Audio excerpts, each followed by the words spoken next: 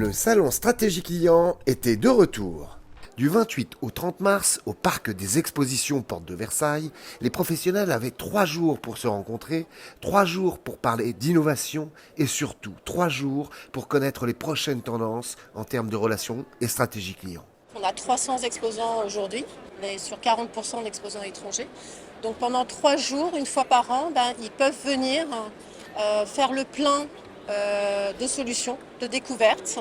C'est un salon sur lequel on a 13 conférences plénières. On a plus de 200 ateliers animés par les exposants.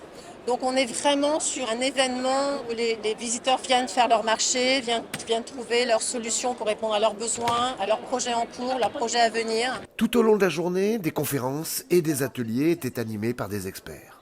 Plus de 21 speakers pour toutes les conférences plénières sur des thèmes très très variés. La première conférence est animée par l'Association française de la relation client, la deuxième par la marque, l'association pour le management de la réclamation client.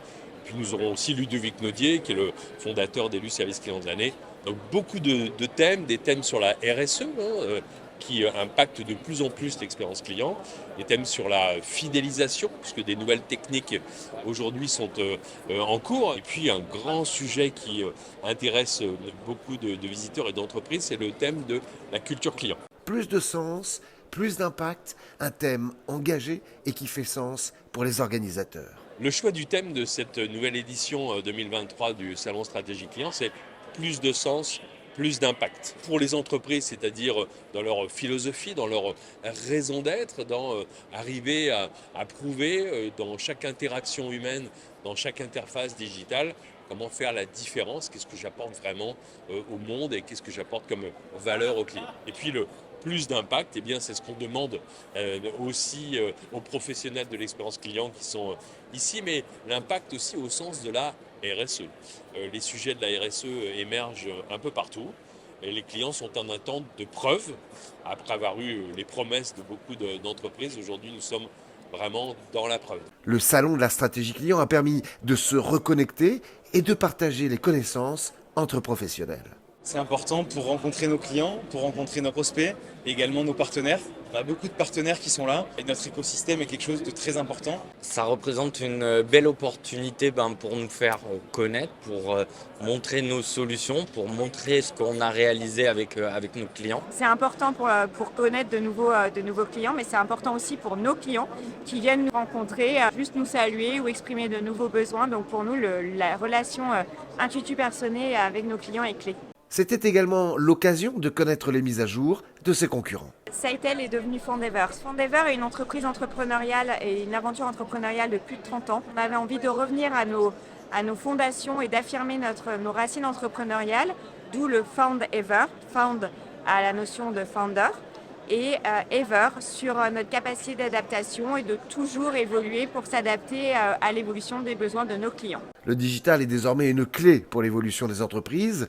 Cependant, l'humain reste l'élément essentiel pour la satisfaction du client. Toutes les technologies au sein de NICE sont là pour aider l'humain. On n'est pas là pour remplacer l'humain.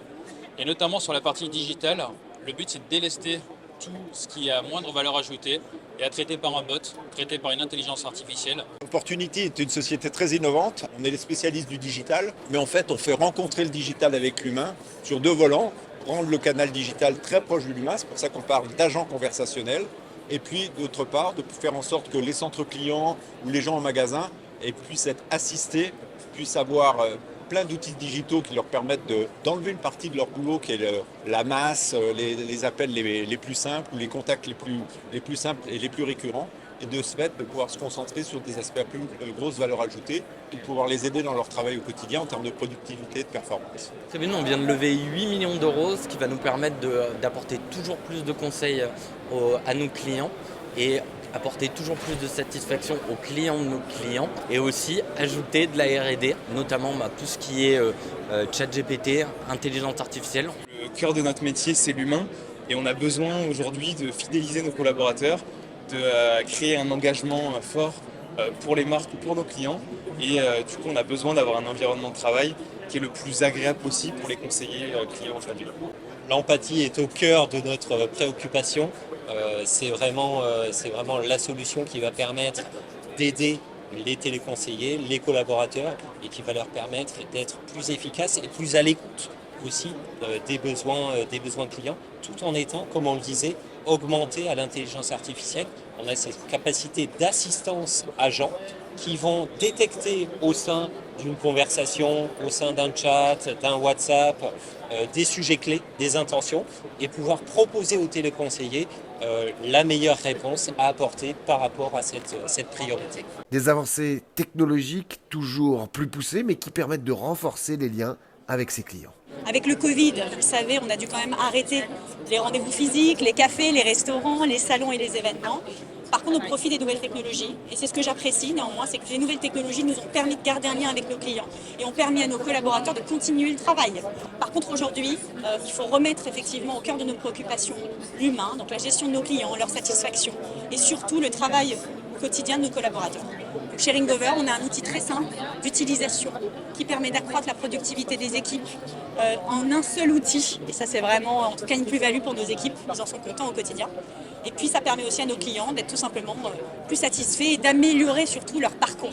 Notre métier à nous, chez Axialis, c'est de réconcilier justement ce côté du traitement d'une demande qui est technique, tout en conservant et en prenant soin du client que vous êtes, c'est-à-dire ce client final qui arrive avec ses émotions, ses questions, son manque de technicité, mais qui a besoin qu'on s'occupe de lui à part entière. À Smart Tribune, on crée des scénarios qui vont mêler humain et technologie. On va automatiser pour permettre de générer de meilleures interactions et permettre au service client de se concentrer là où il y a de la valeur ajoutée, sur les ventes, sur le conseil, sur accompagner les clients, solutionner des problèmes vraiment spécifiques. Un salon complet, évolutif, avec des valeurs d'union dans les métiers de la relation client. Le salon de la relation client et e-marketing, le salon du marketing digital, donc salon qui existe depuis plus de 15 ans aujourd'hui et dont j'ai le plaisir de vous annoncer que ces deux salons vont fusionner et vont changer de nom pour devenir All for Customer, soit élargir un petit peu déjà